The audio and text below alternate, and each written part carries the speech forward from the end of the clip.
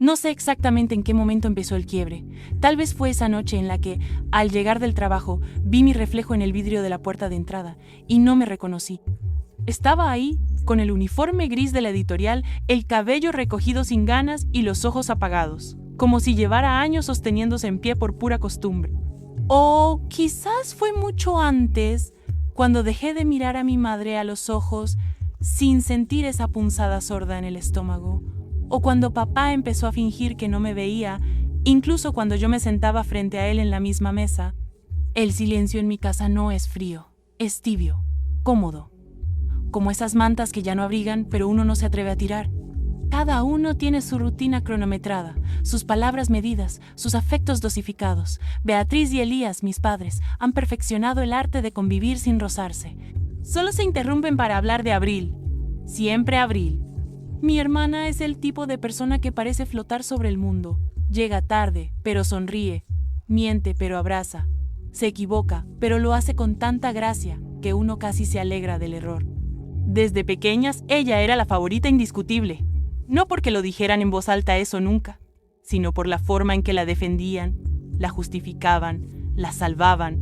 Yo, en cambio, aprendí a no necesitar, a resolver, a no causar problemas. Fui la hija que hacía los deberes sin que se lo pidieran, la que limpiaba la cocina después de las cenas familiares, la que no pedía segundas oportunidades porque sabía que no se las iban a dar. A los 28, comparto techo con mis padres por razones más prácticas que afectivas. La ciudad es cara, y aunque tengo un trabajo estable, el sueldo en la editorial apenas alcanza para cubrir lo esencial. Vivo en una casa de paredes húmedas, ventanas que no cierran bien y recuerdos que no sé si me pertenecen o me fueron implantados. Cada mañana viajo en un colectivo lleno, sueño con escaparme a otra ciudad y regreso con una lista mental de correcciones editoriales y un dolor sordo en la espalda baja. Trabajo revisando textos que otros escriben, limpiando sus errores, dándole sentido a sus párrafos rotos. A veces me pregunto si hago lo mismo con mi vida, corregir lo que otros arruinan. Cada noche escribo en un diario escondido entre mis libros, ahí donde nadie puede leerme. Dejo salir esa parte de mí que en casa no tiene lugar, la que grita, la que odia, la que recuerda con rencor los cumpleaños compartidos donde Abril siempre soplaba las velas aunque no fueran suyas. Hace poco, soñé que entraba a mi habitación y estaba vacía. No había cama, ni ropa, ni libros. Solo mi diario, abierto sobre el piso. Lo leía una mujer parecida a mí, pero más joven, con el rostro iluminado y los ojos encendidos. Me miró y dijo: «Alguien tiene que contar tu historia, Lucía, aunque sea para que no se repita». Desperté llorando, no de tristeza, sino de reconocimiento, porque por primera vez sentí que esa voz, mi voz, tenía razón. El cielo estaba encapotado cuando bajé del colectivo. Era uno de esos días en que el viento huele a metal mojado, como si la ciudad estuviera a punto de romperse en tormenta. Caminé hasta la casa arrastrando los pies, con la espalda cargada de palabras mal corregidas y cafés tibios de máquina. Pensé en abrir una botella de vino, poner música y escribir una página más en el diario. Tal vez algo sobre cómo la vida no avanza, pero igual te cansa. Pero al llegar, lo noté al instante. El auto no estaba, ni frente a la casa, ni en la cochera. Por un segundo pensé que lo habían robado. Sentí esa punzada en el pecho, esa descarga de vacío que uno siente cuando pierde algo que le costó construir. Pero luego vi la expresión tranquila de mi madre sentada en el porche, regando las plantas como si el mundo no tuviera bordes filosos. ¿Y el auto?, pregunté, sin alzar la voz. Ella ni siquiera me miró al principio. Terminó de regar la maceta del jazmín, dejó la regadera sobre la piedra, se secó las manos con un trapo viejo y dijo, como quien comenta que bajó el precio del arroz: «Se lo dimos a Abril». La frase quedó flotando entre nosotras. Se lo dimos a Abril, así, como si el auto fuera una prenda heredada, como si la decisión no necesitara de mi existencia. «Lucía, suspiró. «Lo necesitaba más que tú. Vos casi no lo usás. Ella lo va a aprovechar mejor». Mi garganta se cerró. No por sorpresa, por confirmación. Todo el veneno que alguna vez imaginé, todo el favoritismo que me dijeron que estaba en mi cabeza, todo ese amor torcido que prefería salvar a Abril aunque se hundiera todo lo demás, ahí estaba, duro, concreto, con 4 ruedas. Está a mi nombre, murmuré. Pero es familia. No vamos a pelear por un auto, ¿no? No dije nada, porque en ese instante sentí algo que no había sentido nunca. Una furia que no dolía, una furia sin lágrimas, fría, lenta, precisa, como si todo mi cuerpo se pusiera en marcha al mismo tiempo, como si todas las veces que me callé, que cedí, que tragué la rabia, me estuvieran empujando desde dentro. Entré a la casa sin decir una palabra. Pasé por el pasillo, como un fantasma que conoce su recorrido. En mi habitación, me senté frente al diario y no escribí. Solo lo abrí por la última página y me quedé mirándola, blanca, inmaculada, como esperando una decisión. Esa noche no cené, no lloré, no hablé, pero algo cambió. Ya no era tristeza lo que sentía, era algo más antiguo, más profundo, como si por primera vez mi voz interna se hubiera cansado de hablar bajito. Durante los días siguientes intenté convencerme de que debía dejarlo pasar. Me repetía frases hechas, de esas que suenan sabias en boca de otros. Es solo un auto. La familia está por encima de las cosas materiales. No vale la pena pelear por esto. Pero cada vez que lo hacía, algo dentro de mí se replegaba, como si una parte de mi cuerpo se encogiera un poco más, como si cada intento de comprensión fuera, en realidad, una nueva forma de traicionarme. Mi terapeuta, una mujer de voz suave y mirada afilada, me escuchó en silencio cuando le conté lo que había pasado. ¿Y qué hiciste cuando te enteraste?, me preguntó. Nada. ¿Y qué sentiste? Injusticia, rabia, pero también culpa. Ella inclinó la cabeza, como si hubiera esperado esa palabra desde el primer minuto. Lucía, tenés que poner límites, aunque tiemble la tierra, aunque después te sientas la mala de la historia. Sonreí. Esa sonrisa automática que uno saca como salvavidas cuando no quiere hundirse en una conversación incómoda. Asentí. Le dije que lo iba a intentar, pero no lo hice. Volví a casa con la frente alta y la voluntad baja. Vi a mis padres viendo televisión como si nada hubiera pasado. Vi la taza favorita de Abril sobre la mesa, la misma que yo compré hace años y que ahora era parte de esa colección de cosas mías que, mágicamente, se habían vuelto de todos. No dije nada. Durante esos días ignoré los mensajes, los de Abril escritos con emojis y frases cortas como si nada fuera grave, los de mi madre con su tono pasivo-agresivo disfrazado de ternura. Lucía, no entiendo por qué estás así. Háblalo, somos familia. Y los de mi padre, que eran solo silencios en forma de notificaciones perdidas. Caminaba por la ciudad como si la ciudad no fuera mía. Me subía al colectivo, ocupaba mi lugar habitual, miraba por la ventana y me veía desde afuera. Una mujer que había perdido algo más que un auto. Una mujer que llevaba años perdiéndose a sí misma. Una tarde abrí una caja vieja en mi armario. Adentro, entre cuadernos escolares y cartas sin enviar, encontré una foto. Era mi cumpleaños número 8. Yo sostenía el manubrio de mi bicicleta nueva, emocionada, los ojos brillantes de orgullo. Abril, más pequeña, lloraba a un lado, su bici rota a sus pies. La siguiente imagen en mi cabeza no necesitaba foto, mis padres diciéndome que le diera la mía. No llores, es solo una bici. No era solo una bici. No era solo un auto. Nunca lo fue. Pero igual, no hice nada. Todavía no. Isabel me observó durante días con esa mirada de quien ya ha estado rota y aprendió a leer los síntomas en otros. Ella no era de hablar mucho. Tenía esa serenidad que solo da el tiempo y la experiencia de haber perdido varias veces. Pero seguir viva. Su escritorio estaba lleno de carpetas grises, notas adhesivas y una taza con la frase «que arda todo, pero con elegancia». La noche que me invitó al bar llovía con insistencia. Era un lugar pequeño, cálido, con lámparas de luz ámbar y olor a madera vieja. Nos sentamos en una esquina, lejos del bullicio, y ella pidió whisky sin hielo. Yo pedí un té, que no toqué. ¿Hace cuánto estás tragando cosas que no deberías?, me preguntó sin preámbulos.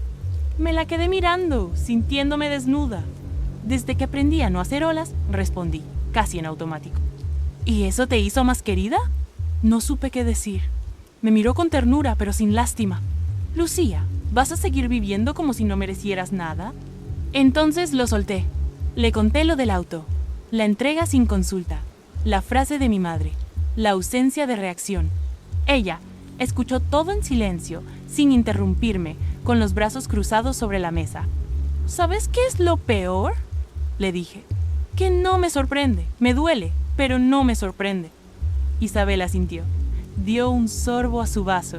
¿Tenés los papeles del auto? Sí, creo. Están en una carpeta en casa. Tráelos mañana. Quiero que los vea una amiga. Es abogada. Y así lo hice. Al día siguiente, le llevé todo. Facturas, contrato, comprobantes de pago, incluso un par de correos impresos del concesionario. En la tarde, me llamó a su escritorio. Está todo a tu nombre, Lucía. Absolutamente todo. Vos figurás como titular. Ellos son solo cofirmantes del crédito. Y el seguro también está vinculado a vos. ¿Y eso qué significa? Significa que si Abril tiene el auto sin tu consentimiento, está usándolo de manera irregular. Y si vos dejas de pagar, los responsables legales ante la financiera son tus padres, no vos. Sentí un vértigo extraño, como si alguien hubiera abierto una puerta dentro mío y entrara aire por primera vez. No era alivio ni venganza, era claridad. ¿Y si decido no seguir pagando? No estarías haciendo nada ilegal. Solo dejas de protegerlos de las consecuencias de sus actos. Eso también es poner un límite. Me fui a casa esa noche caminando bajo la lluvia. No corrí, no me cubrí. Quería sentir cada gota como si limpiara algo que llevaba años pegado a la piel. Esa fue la primera vez que pensé realmente en hacer algo. Y no me sentí culpable, me sentí viva. No hubo discurso, no hubo escena, no hubo confrontación dramática ni llanto en la cocina. Solo silencio. Un clic en la app del banco. Y luego, nada más. Ese mes, la cuota del auto no se pagó. Era una decisión simple, administrativa incluso, pero en mi cuerpo se sintió como dinamita. Algo que venía apilándose desde hacía años, como cajas sin abrir en un sótano emocional. De pronto había empezado a incendiarse. Guardé todos los papeles en una carpeta roja. Empecé a anotar todo en un cuaderno nuevo, de tapas negras. Lo titulé Registro de Omisiones, aunque nadie más supiera de su existencia. Cada vez que notaba una reacción, una frase, un gesto, escribía la fecha, la hora y una breve descripción. Abril se fue temprano. Usó el auto. Volvió con bolsas de compras. Mamá me preguntó si había comprado pan. No mencionó el banco. Papá revisó el correo. Leyó una carta y la guardó sin comentar. Era fascinante ver cómo la negación tenía formas tan pulidas. Mi hermana actuaba como si todo estuviera perfectamente normal. Usaba el auto como si fuera un don divino que le correspondía por derecho familiar. Subía historias en redes. Sonreía con esa facilidad suya. Y cada tanto me escribía un mensaje superficial. ¿Todo bien, Lu? Como si no supiera. Como si no debiera saber. Mis padres tampoco dijeron nada. No preguntaron, no insinuaron. Pero hablaban a escondidas. En la cocina. En su cuarto. A veces en la cochera, cuando pensaban que yo dormía, usaban un tono bajo. Pero el miedo tiene un sonido muy fácil de reconocer. Comenzaron a llegar cartas del banco. Al principio, las escondían. Pero una tarde encontré una en el buzón, sin abrir, con mi nombre impreso en negrita. La abrí frente a la ventana, con las manos temblorosas. Era una advertencia de embargo, un aviso de deuda, una amenaza elegante. No dije nada. Guardé la carta en la carpeta roja y anoté en el cuaderno. Primera notificación formal, 14 de octubre. Me sentí extrañamente en paz. La tensión empezó a empapar las paredes. Era como vivir dentro de una película muda donde todos sabían lo que estaba pasando, pero nadie tenía permiso para ponerlo en palabras. Y cuanto más callaban, más me fortalecía. Por primera vez no me sentía víctima, me sentía testigo. Y una parte de mí, una parte pequeña, pero nítida, empezó a disfrutarlo.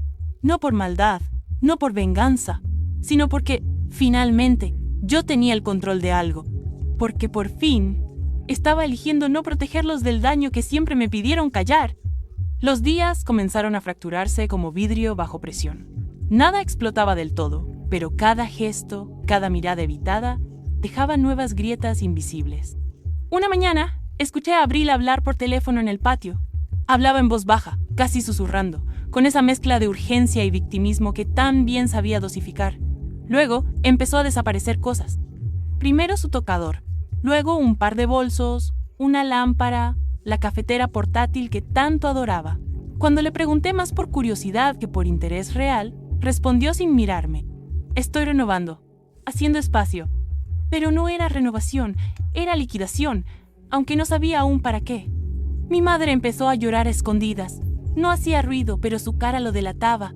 Los ojos rojos, la voz trémula cuando intentaba sonar alegre, los movimientos lentos de quien no quiere estar donde está. A veces la encontraba de espaldas, en la cocina, mirando el agua hervir como si esperara respuestas en las burbujas. Nunca mencionaba el auto. Nunca preguntaba por el banco. Elías, por su parte, comenzó a hacer llamadas a escondidas. Creía que no lo notaba, pero un día dejó su teléfono desbloqueado en la mesa. Llegó un mensaje de voz. Lo abrí sin pensar. Era un audio para su primo Diego, abogado de la familia. No es un juicio todavía, pero si no resolvemos esto, se nos puede venir encima. Decime que podés ayudarnos. Diego respondió al día siguiente por escrito: lo lamento, Elías, no puedo involucrarme en esto. Es demasiado sensible y no puedo poner en juego mi nombre. Háblalo con Lucía. Asumí tu parte. No se lo dije. No todavía, pero lo anoté en mi cuaderno. Puse la fecha, subrayé la palabra. Asumí. Me pareció un verbo hermoso, nuevo, casi revolucionario en esa casa. Mientras tanto, Isabel se convirtió en algo más que una compañera de trabajo. Era mi cómplice muda. A veces, al pasarme un informe, me dejaba anotado en un margen: te debes una vida propia, o no siempre ganar es quedarse. Y cuando yo no tenía palabras, ella me prestaba las suyas. Una noche empecé a escribir cartas, no para enviarlas, sino para vaciarme. Querida Abril, ¿alguna vez te preguntaste qué sería de tu vida si no tuvieras a alguien que te salve todo el tiempo? Mamá, te dolía más verme enojada que verme herida. Eso dice todo. Papá, vos sabías. Siempre supiste y elegiste callar. Escribirlas era como sacar astillas del alma. No curaba, pero descomprimía. Y, sin darme cuenta, comencé a preguntarme si lo que estaba haciendo era justicia o castigo. Si me movía por el deseo de equilibrio o por la vieja necesidad de que me vieran. Si redención y venganza no eran, en realidad, dos formas distintas de gritar: mírenme. Pero al menos ya no estaba en silencio. Aunque nadie me escuchara, por primera vez en mi vida, era yo quien hablaba. La tensión finalmente explotó en una cena que nadie pidió. Fue un martes, con la sopa humeando en la mesa y los cubiertos perfectamente alineados, como si el orden externo pudiera contener el caos interno. Nadie había dicho nada durante días, pero esa noche las palabras llegaron como si hubieran estado esperando turno. Beatriz dejó caer la cuchara sobre el plato. El golpe fue leve, pero el silencio lo amplificó. ¿Hasta cuándo vas a seguir con esto, Lucía? No levanté la vista. Seguí partiendo el pan, con movimientos lentos, metódicos. Sabía que vendría. No sabía cuándo, pero sí cómo. ¿Con qué, mamá? Con esta actitud, con este desprecio disfrazado de silencio. ¿Desde cuándo nos tratás como enemigos? Desde que me trataron como herramienta.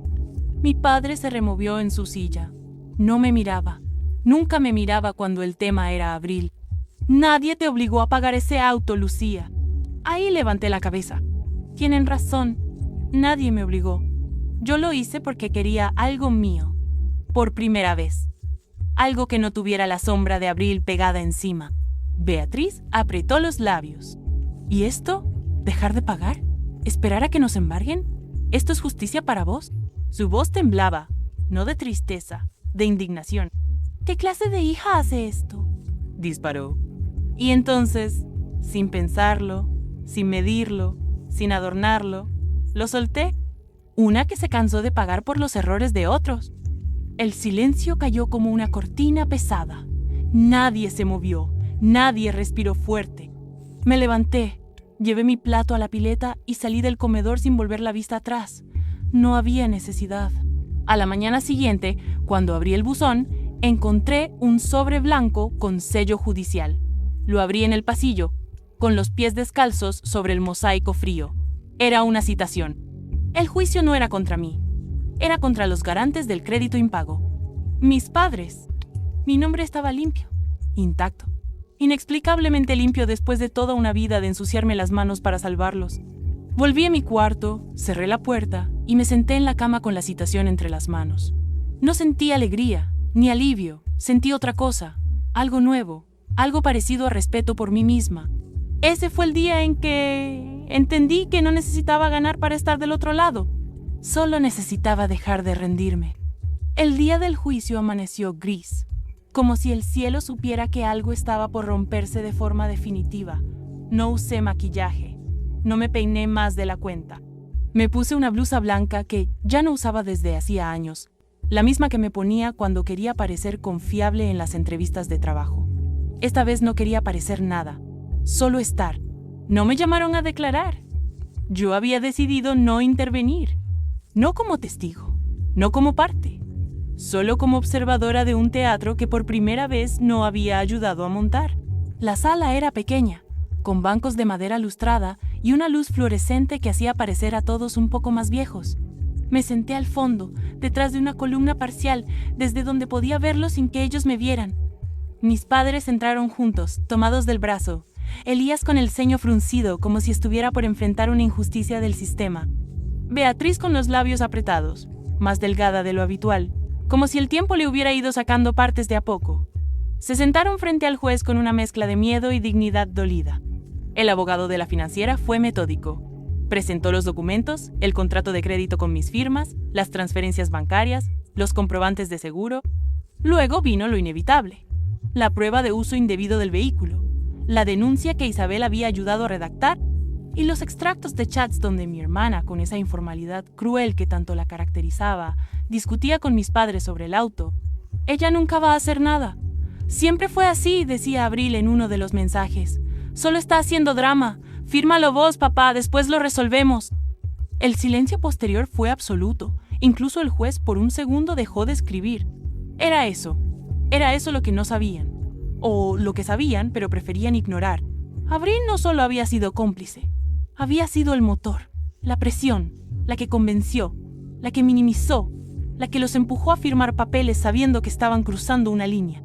Mis padres no la defendieron, tampoco la nombraron. Intentaron explicar sus motivos. Hablaron de familia, de necesidad, de errores sin mala intención. Beatriz dijo que pensaron que yo entendería. Elías agregó que creían que el daño era reversible. El abogado contrario los desmontó con precisión quirúrgica. No había odio en su voz, solo hechos. Yo no lloré, no temblé, pero en mi interior algo se derrumbó con más fuerza que en toda la historia previa, porque esa escena, ese tribunal, esa exposición cruda y pública de todo lo que siempre se había dicho a medias, era lo que ellos más temían. No la cárcel, no la deuda, la vergüenza. Y ahí estaba yo, en silencio, mirando. Por primera vez, no era la que cubría, ni la que suavizaba, ni la que ponía el cuerpo para evitar el derrumbe. Ese día, fui testigo de su verdad, y aunque no pronuncié ni una palabra, lo dije todo. La carta llegó doblada en 3, sin sobre, sin remitente. La dejaron sobre mi escritorio en la editorial, justo encima de un manuscrito de poesía urbana que estaba corrigiendo. La reconocí por la caligrafía de mi padre, rígida, pulcra, como si cada letra tuviera que justificarse por estar ahí. No la abrí de inmediato, la metí en mi bolso y seguí trabajando como si no hubiera cambiado nada, pero lo había hecho. Esa noche, en la soledad de mi cuarto, con la lámpara encendida y la ciudad respirando hondo detrás de la ventana, la desplegué con cuidado.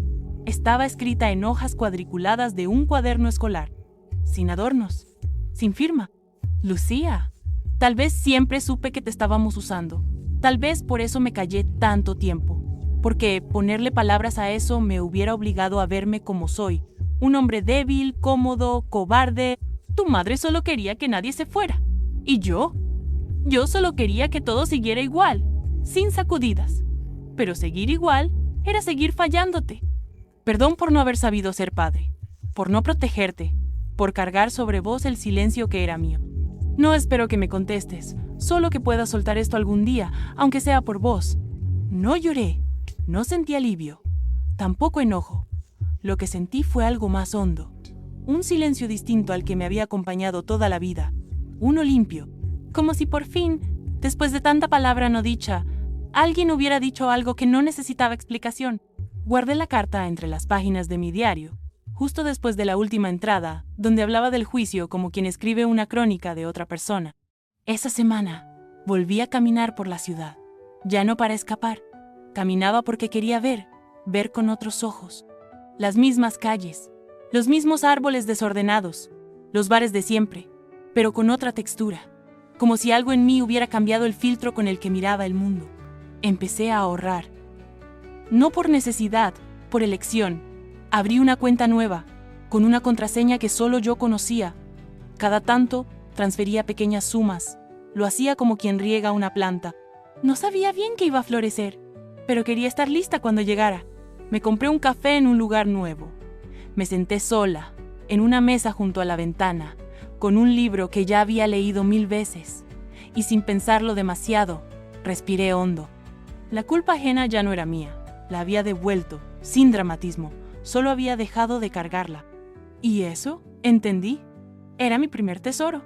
Una mañana, la habitación de Abril estaba vacía. Las cortinas aún se movían con la brisa de la ventana entreabierta, pero no había rastro de ella. Ni ropa, ni bolsos, ni perfumes dulces impregnando el aire. Solo una nota doblada sobre la cama, escrita en papel de libreta escolar, con tinta azul corrida en una esquina, como si hubiera dudado antes de dejarla. Nunca supe cómo ser como tú. Siempre sentí que estabas hecha de otra cosa. Lo intenté. Oh, eso quise creer. Perdón por no quedarme a explicarlo. La leí de pie, sin tocar la cama, como si mover algo fuera a deshacer la poca verdad que quedaba. No sentí miedo, ni rabia, tampoco alivio. Fue más parecido a la escena final de una obra que ya sabías que iba a terminar mal, pero que igual agradeces haber visto entera. No la busqué. No por indiferencia, sino porque entendí que no podía seguir corriendo detrás de alguien que siempre elegía la fuga como forma de amor. Ese mismo mes, con el dinero que había empezado a ahorrar y un préstamo que pedía mi nombre solo a mi nombre, compré un auto nuevo. No era grande, no era lujoso. Era sencillo, modesto, color gris, claro, casi tímido, pero era mío, enteramente mío.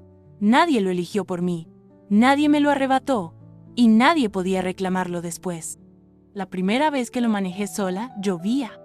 La ciudad se desdibujaba detrás del vidrio y las gotas rebotaban en el parabrisas con un ritmo sereno, casi hipnótico. Encendí la radio, pero no encontré una canción que acompañara ese momento, así que la apagué. Quise escuchar el mundo, el verdadero. Ese que siempre había estado ahí, pero que nunca había sonado tan nítido. Y en ese instante, bajo la lluvia, con las manos firmes sobre el volante y el corazón en calma, lo supe. El ruido se había ido. El ruido de la culpa, del deber, de la comparación constante, del miedo a hablar demasiado o a querer demasiado. Todo eso, por fin, había parado. Y en ese silencio nuevo, no me sentí vacía. Me sentí yo.